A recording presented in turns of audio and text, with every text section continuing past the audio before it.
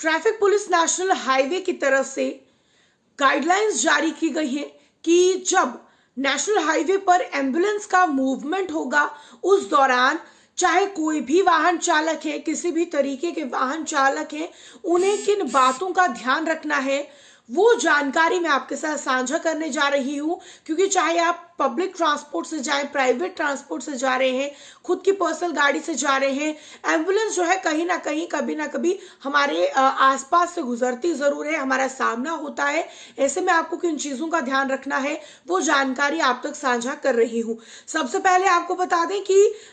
Section 194E of motor vehicle act 1988 के तहत hassle free movement ambulance के लिए नेशनल हाईवे पर बनाने के लिए ट्रैफिक पुलिस नेशनल हाईवे ने एसओपी यानी कि स्टैंडर्ड ऑपरेटिंग प्रोसीजर्स जो है वो जारी किए हैं, जिसमें सबसे पहले बात करें कि सर्कुलर जो है वो क्लियरली ये इशू करता है कि इस एक्ट के अंतर्गत जो है मोटर व्हीकल्स, चाहे जो भी मोटर व्हीकल हो, जो आम गाड़ियां चल रही हैं, पब्लिक ट्रांसपोर्ट है, जब एम्बुलेंस चल रही है तो उन्हें साइड पर रुककर एम्बुलेंस को पहले रास्ता देना होगा, एम्बुलेंस को जाने देना होगा ताकि पेशेंट्स की जान पर कोई खतरा ना हो सके। सिर्फ इतना ही नहीं, फायर सर्विस का व्हीकल भी अगर होता है,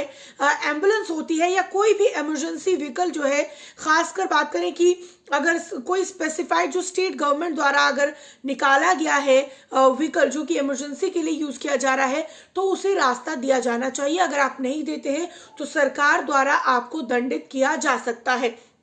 अब साथ में बात करें कि कहा यह गया है कि 6 महीने तक की सजा भी हो सकती है या फिर 10,000 तक का फाइन भी आपको लग सकता है। अब बात करें कि इस ऑर्डर में जो है ये इंश्योर किया गया है कि हेजल फ्री मूवमेंट जो है वो एम्बुलेंस का जो है नेशनल हाईवे पर हो सके। रामबन की भी अगर हम बात करें तो जो भी ट्रैफिक पुलिस की अगर हम बात करें उस एरिया में यानी कि रामबन के एरिया में कंसर्न जो ट्रैफिक सुपरवाइजरी ऑफिसर्स हैं उन्हें भी स्ट्रिक्टली कहा गया है कि जो एओआर है वहां पर ये जानकारी दे दी जानी चाहिए, इंस्ट्रक्शंस, निर्देश दे दिए जाने चाहिए कि एम्बुलेंस को लेकर क्या कुछ गाइडलाइंस जारी की गई है उसे प्रॉपर वे में इंप्लीमेंट किया जा रहा है, फॉलो किया जा रहा है या नहीं। अब साथ में बात करें कि ट्रैफिक ऑफिसर्स जो है, जितने भी ऑफिशियल्स हैं, उन्हें कहा गया है कि वो इंश्योर करें कि जो फ्री मूवमेंट है एम्बुलेंस के लिए वो प्रायोरिटी बेसिस पर होना चाहिए, एज सून एज होना चाहिए। और साथ में आपके पास जो है जानकारी होनी चाहिए कि कोई इमरजेंसी का मूवमेंट जो है वो हो रहा है। सर्विस व्हीकल्स की अगर हम बात करें, इमरजेंसी सर्विस व्हीकल्स की है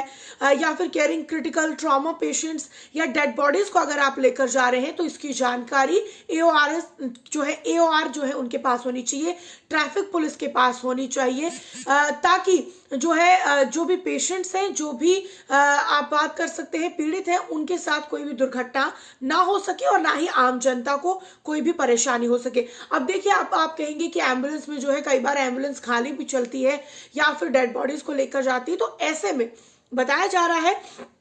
कि जो एम्बुलेंस है उसे भी कलर कोड का इस्तेमाल करना होगा। यानी कि अगर क्रिटिकल पेशेंट है तो रेड कोड होना चाहिए, अगर जो है नॉन क्रिटिकल पेशेंट्स हैं तो ब्लू कलर यूज होना चाहिए, और अगर डेड बॉडीज को लेकर एम्बुलेंस जो है वो जा रही है तो वहां पर ब्लैक कलर कोड का जो है वो इस्तेमाल होना चाहिए, ताकि अगर डेड बॉडीज हैं तो कोई बात नहीं, मूवमेंट आगे पीछे भी हो सकती है, लेकिन अगर क्रिटिकल या नॉन क्रिटिकल पेशेंट्स हैं तो उस दौरान मूवमेंट का क्या कुछ ध्यान रखना है वो जानकारी होनी चाहिए। अब इसमें यह भी कहा गया है कि फ्रीक्वेंटली जो है प्रॉपर कोऑर्डिनेशन के साथ एक दूसरे के साथ ट्रैफिक प्रेशर पॉइंट्स की अगर हम बात करें, कहा गया है कि जो एम्बुलेंस है सेफ और कन्वीनियंट मूवमेंट के लिए उन्हें पीसीआर के साथ, ट्रैफिक पुलिस के साथ संपर्क बनाए रखना है अपनी। यानी कि आप मान लीजिए रामबन से कोई एम्बुलेंस निकल रही है तो उसे रामबन के पीसीआर को और रामबन से वो एम्बुलेंस जहां भी जा रही है वहां के लिए इन्फॉर्म करना है, निकलने से पहले इन्फॉर्म कर देना है, ताकि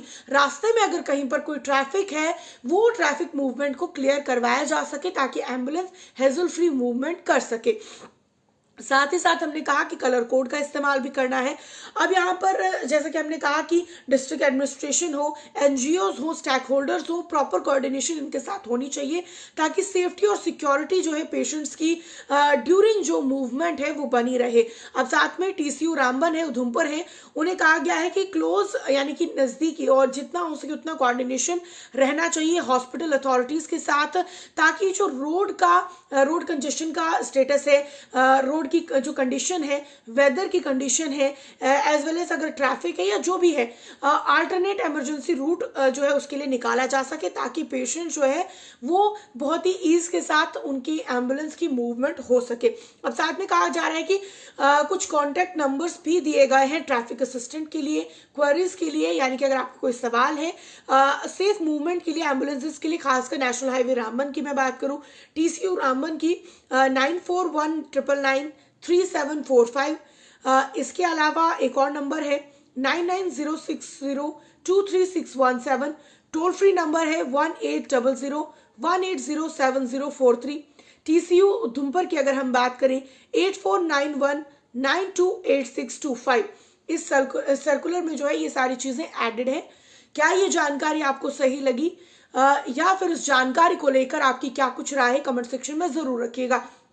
लेकिन देखिए कई बार हमारी भी पर्सनल जर्नी होती है, लेकिन पेशेंट की जान जो है काफ़ी ज़्यादा ज़रूरी है। हम नहीं जानते कि एम्बुलेंस में जो पेशेंट बैठा है उसकी क्या कुछ हालत है, तो कोशिश करें अगर आपके आसपास एम्बुलेंस गुजरती है तो 5 मिनट वेट करने से आपका जो है कोई भी नुकसान नहीं होगा। एम्बुलेंस को आगे निकलने दें, और एम्बुलेंस के लिए भी, हेल्थ डिपार्टमेंट के लिए भी ये कहा गया है कि वो भी कलर कोड का इस्तेमाल करें। अगर डेड बॉडीज हैं तो ब्लैक कोड जो है वो इस्तेमाल करें, अगर नॉन क्रिटिकल पेशेंट्स हैं तो ब्लू कलर का इस्तेमाल करें, और अगर बहुत ही क्रिटिकल सीरियस कोई केस है तो आपको रेड कोड का इस्तेमाल करना है ताकि आम जनता को भी जानकारी मिल सके। आप इस खबर को ज्यादा से ज्यादा शेयर करेगा ताकि कोई भी जाने अनजाने जो है पनिशेबल जो है इस केस में ना हो सके। और जो कुछ भी आपकी निजी राय होगी कमेंट सेक्शन में जरूर रखिएगा।